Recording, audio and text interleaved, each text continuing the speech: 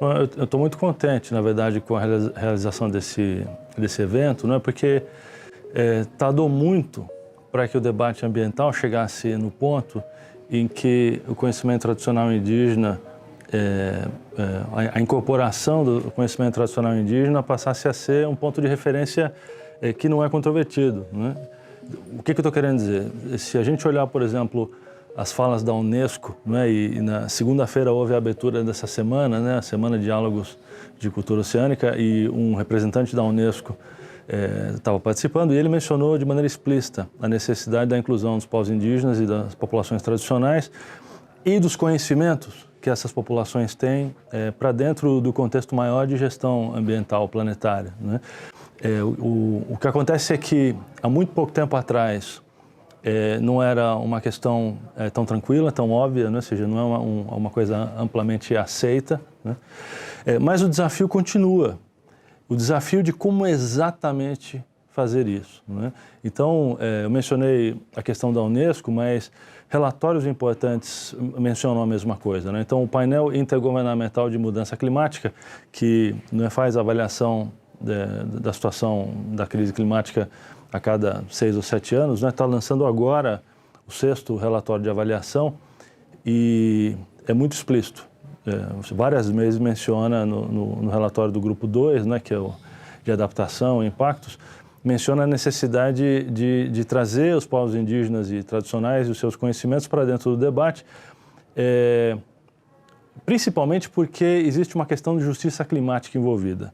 Ou seja, os povos indígenas e povos tradicionais e, né, as minorias, os negros, as mulheres, as crianças, são desproporcionalmente afetadas pelos eventos extremos, né? Essa é uma questão importante de justiça climática. O que acontece é que não se sabe muito bem como exatamente fazer isso. E quando eu digo como exatamente fazer isso, o que eu estou querendo dizer? Se a gente olhar como funciona o IPCC, por exemplo, né, como é que o conhecimento sobre o clima é construído dentro do IPCC? A metodologia mais fundamental diz respeito a construir equações matemáticas que simulam o funcionamento da atmosfera e simular, né, esses processos atmosféricos e de outros elementos, né, da biosfera, tudo isso através de matemática e simulações computacionais. Então existe uma lógica de pensamento por trás disso, né? Ou seja, que tipo de relação eu preciso ter com o mundo para facilmente transformar uma observação do mundo numa equação matemática. O que acontece é que, em geral, não é assim que os povos indígenas pensam. Não é assim que eles se relacionam, né, com a natureza, com os outros seres, outras formas de vida. Então, o desafio é muito grande, né? O desafio é muito grande. É por isso que eu fico tão feliz com uma mesa como essa, né? Porque isso está na pauta, está na agenda, é um debate importante, né? E não é um debate que está aí simplesmente para cumprir algum tipo de protocolo político necessário. Não é essa a questão, né? Né, vários autores mencionam, né, a própria Unesco menciona repetidamente, não é irrelevante o fato de que as populações indígenas, se a gente pensar na Amazônia, por exemplo, a Amazônia é a maior fonte de recursos econômicos do planeta, né? E as populações indígenas foram capazes de habitar esse ecossistema por milhares de anos, aumentando a biodiversidade. Hoje sabe-se que as terras mais férteis da Amazônia, que são conhecidas como terras pretas, são, na verdade, resultado de práticas de uso de fogo, né, dos ancestrais dos povos indígenas ao longo de milhares de anos, que foi gerando ali um tipo novo de solo, que é um solo mais fértil do que das outras partes da Amazônia. O que significa que os lugares onde tem mais biodiversidade são lugares em que houve ação dos povos indígenas, né? Então, e assim, isso não é uma história que é contada pela sabedoria indígena. A gente tem o pessoal da arqueologia ali, né, com essas mesmas metodologias, usando matemática, essas coisas todas, chegando a essas conclusões, né? Uma das coisas tristes e irônicas do desmatamento é que o desmatamento permite que os satélites vejam o solo amazônico. E ao fazer isso, se identificou uma quantidade muito maior de, por exemplo, formas geométricas do que se imaginava. Hoje se sabe que a Amazônia era muito mais ocupada no momento da invasão europeia do que se pensava, né, 30 anos atrás, né? E isso traz uma novidade no nosso arcabouço de ideias para pensar o ambiente. Qual que é a novidade? A novidade da não existência da natureza intocada. Porque exatamente era esse o papel que a Amazônia tinha no imaginário, né, planetário a respeito de o que fazer com o meio ambiente. Que era o seguinte, né, a Amazônia precisa ser protegida porque é o último, né, lugar de natureza intocada. A arqueologia, né, vem dizer para a gente que ela não é natureza intocada. Na verdade, o que ela é um imenso jardim que foi cultivado por povos indígenas por milhares de anos e que construíram a biodiversidade. Isso significa que a relação entre humanos e o que a gente chama de natureza não é destrutiva intrinsecamente. Não é simplesmente colocar seres humanos e natureza em contato e a história acaba mal. É um certo tipo de pensamento, né? Um certo tipo de modelo de sociedade que historicamente desembocou em devastação ambiental, né? Então não são os povos indígenas, esse que é o ponto. Então quando o IPCC, a Unesco, né, diz que a gente precisa trazer os povos indígenas e os seus conhecimentos para o diálogo, o trabalho que precisa ser feito aí é construir a possibilidade, né, de que essa integração de conhecimentos se dê de maneira produtiva, né? E quando eu digo de maneira produtiva, significa fazendo com que o mundo moderno, industrializado, né, ocidental, efetivamente escute os povos indígenas. Quando eu digo efetivamente escute, o que eu estou querendo dizer? Estou querendo dizer que é muito recorrente que uma pessoa que não é indígena escuta, né, uma pessoa indígena falar sobre como a natureza é entendida e imediatamente reduz aquilo na sua cabeça, né, usando seus critérios, reduz aquilo a, não, isso aí é cultura indígena, ou isso é folclore indígena, ou isso é mitologia. Essas categorias de cultura, folclore e mitologia são categorias que a gente usa para não levar a sério e não escutar o que a pessoa está dizendo. E existe né, uma certa... de certa forma compreensível isso, porque a gente também nem sabe como escutar, porque a mensagem ela é dura, né? A mensagem ela é difícil, porque ela implica, na verdade, o mundo ocidental rever e repensar todas as suas estruturas. Todas as suas estruturas, né? O que eu estou querendo dizer com isso? Os povos indígenas dizem que o rio ele não é um agregado de moléculas de água que, por causa da gravidade, correm numa certa direção. O rio é muito mais do que isso, né? O rio é um ser com intencionalidade, que existe alguma dimensão espiritual associada e com o qual os deuses indígenas se relacionam de acordo, né, com regras que são regras éticas de convívio social. Porque se o rio não é uma coisa, é um ser com intencionalidade, a relação do indivíduo indígena com o rio é uma relação social. Portanto, pautada por regras de moralidade e de ética, né? Eu nasci e cresci numa cidade, muito antes de eu nascer, né, os engenheiros na cidade de São Paulo, né? Os engenheiros da cidade de São Paulo decidiram inverter o curso do Rio Pinheiros. Decidiram fazer o Rio Pinheiros correr contra a gravidade para encher uma represa que chama Billings, né, que fica mais alta do que o rio. E fizeram isso, né, através de uma usina de elevação e represas, etc. Eles conseguiram efetivamente inverter o curso do Pinheiros, fazer ele correr ao contrário. Isso aconteceu até a década de 90, por mais de 6 décadas. Na década de 90, né, a Câmara dos Vereadores concluiu que o Pinheiros estava fazendo, na verdade, era levar muita poluição para dentro do reservatório da Billings, então o esquema foi desfeito e a água voltou a correr de acordo com a gravidade. Que tipo de lógica, que tipo de ideias informam, né, um pensamento de alguém que acha que um rio pode ser invertido, né, a sua corrente pode ser invertida e que isso não implica em nada. Esse que é o ponto. Não existe nenhum tipo de implicação em fazer um rio correr ao contrário. Como é que eu entendo o rio se eu acho que eu posso fazer ele correr ao contrário e isso não implica em absolutamente nada? Na verdade, né, é a mesma lógica de achar que eu posso fazer, né, toda uma empreitada mineradora e aí eu tenho um acidente, o acidente, né, o que está sendo chamado de na verdade, de crime, né? O que aconteceu lá em Mariana, e isso assassinou o Rio Doce, né? Assassinou o Rio Doce. E aí, quando a gente vai ver que tipo de sanções e punições, né, os envolvidos têm, a pior coisa que eles acham que pode acontecer é ter uma sanção financeira muito alta, né? Como se qualquer tipo de multa fosse se equiparar ao que aconteceu com o Rio Doce.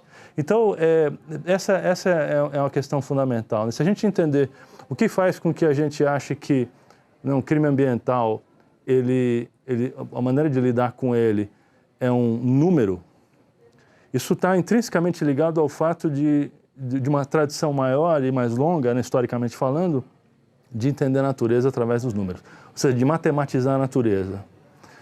O que acontece da nossa relação com a natureza quando a gente coloca a matemática no meio, né? O que a gente consegue ver que a gente não veria e o que a gente deixa de ver quando a gente usa a matemática para entender a natureza. Então, assim, esses são elementos que são presentes na dificuldade, né, no desafio do momento. Como integrar esses conhecimentos, né?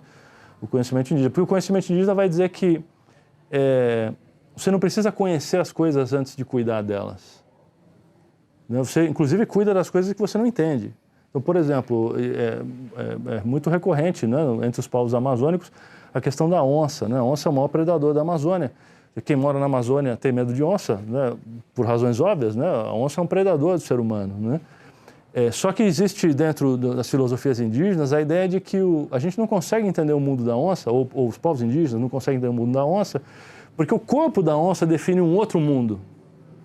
Então, os humanos vivem no seu mundo, né, que é definido pelos nossos corpos, a nossa capacidade de entender as coisas, e a onça tem um outro corpo, então tem um outro mundo. A gente não consegue entender o mundo da onça. Mas isso não nos livra de ter que ter relação com ela, né, porque a gente é presa. Então, a gente tem que ter cuidado, inclusive, com as coisas que a gente não entende. Isso é uma mensagem muito forte, né, porque a arquitetura das ideias no mundo da ciência leva, de uma certa maneira, a gente a induzir que primeiro a gente tem que entender, para depois construir os mecanismos de proteção. Então, primeiro preciso entender como funciona o ecossistema. Uma vez que eu entendo, aí eu começo a propor uma transformação do conhecimento científico em proposta de lei, que tem que passar por todo o processo político.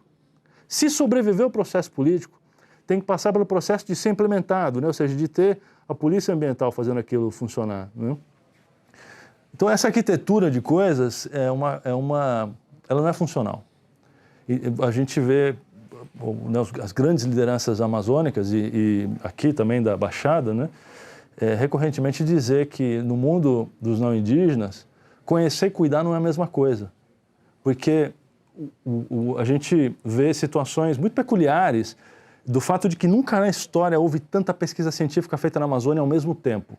Nos últimos 20 anos, a ciência transformou profundamente a compreensão do que é a Amazônia, né? Aquela ideia de que a Amazônia é o pulmão do mundo, só uma ideia que a ciência já não acha que é apropriada, né? Na verdade, a Amazônia tem tanta vida ali que a Amazônia ela consome o oxigênio que ela produz.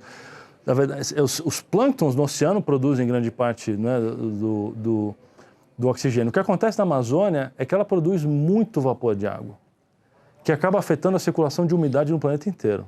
E fundamentalmente, nessa região do Brasil em que a gente está, que é o Sudeste, né, os chamados rios voadores. Nada disso se sabia há 30 anos atrás. Então, é esse esforço grande de pesquisa científica na Amazônia que revelou coisas que não se conhecia. Ao mesmo tempo, a gente tem um pico de devastação e desmatamento enorme. Então, assim, a liderança indígena olha e fala o quê? Tem um monte de cientista estudando esse ecossistema, e um monte de primo do cientista destruindo esse ecossistema. E eles vêm da mesma sociedade, né? Então é nesse sentido que existe algum tipo de relação entre conhecer e cuidar no mundo ocidental, em que as coisas não são sinônimos e nem sequer estão muito fortemente vinculadas. Ao passo que quando, né, no mundo indígena, e eu estou falando isso não como indígena, porque eu não sou, né? Eu estou falando como antropólogo, né? Ou seja, eu sou um cientista social que começou a minha carreira estudando as ciências do clima, né? Então, efetivamente, era tentar entender o universo de produção do conhecimento climático. Depois eu me dei conta de que, além do conhecimento climático científico, tinha um conhecimento popular sobre o clima, E eu estava fazendo essa pesquisa no Nordeste brasileiro, né? Então, enfim, o clima no Nordeste é que nem futebol no Brasil, todo mundo sabe muito, né? Todo mundo tem muita opinião, e opinião informada, né? Então, isso me chamou a minha atenção para a questão do conhecimento tradicional, né? O conhecimento que não é reconhecido como científico, mas recorrentemente a própria população evoca como algo que tem alguma eficácia, né? E aí, depois, com a publicação de um livro chamado A Queda do Céu, né, do líder Yanomami Davi Copenau, é que eu entendi que havia um bocado de coisa interessante ligado a isso nos povos amazônicos e comecei a me informar um pouco mais. Mas, de novo, né, sou só um antropólogo, né, não estou nem sequer em posição de falar sobre os indígenas. Então, a questão aqui não é que... Ou seja, o que exatamente eu acho que é o momento atual dessa discussão?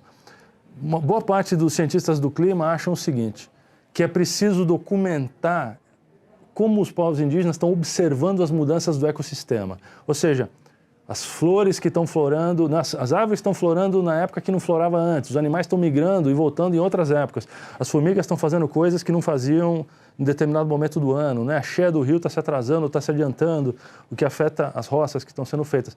Grande parte dos cientistas acham que se a gente documentar isso tudo, a gente consegue até transformar isso em equação matemática.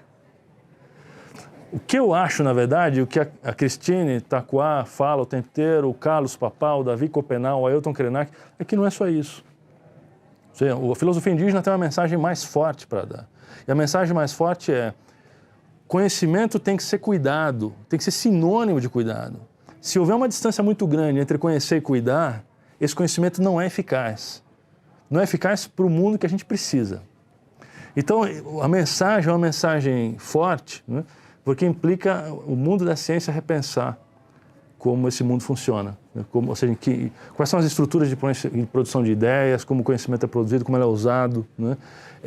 E, de uma certa maneira, né, talvez o elemento mais central aí é justamente o fato de que, para os povos indígenas, de uma maneira geral, eles não tendem a esvaziar os outros seres, esvaziar no sentido de reduzir tudo a molécula, a tecido, a órgão. Se existe alguma coisa ali, né, alguma coisa com a qual eu me relaciono enquanto ser com intencionalidade. É um sujeito com o qual eu tenho que me... Então, se a gente se relacionasse com os rios, pensando que os rios são cidadãos de todas as cidades em que eles existem e que são cidadãos que têm direito integral de cidadania. O rio não é um incômodo na cidade, ele já estava lá muito antes, na verdade. A gente que mudou para a cidade em que o rio mora. Então, como é que a gente repensa a cidade de modo que o rio tenha direito integral à cidadania? Né? Essa é a questão, né? A gente não precisa achar que tem um espírito dentro do rio. Talvez tenha. A ciência não tem instrumentos nem mecanismos para testar uma hipótese como essa.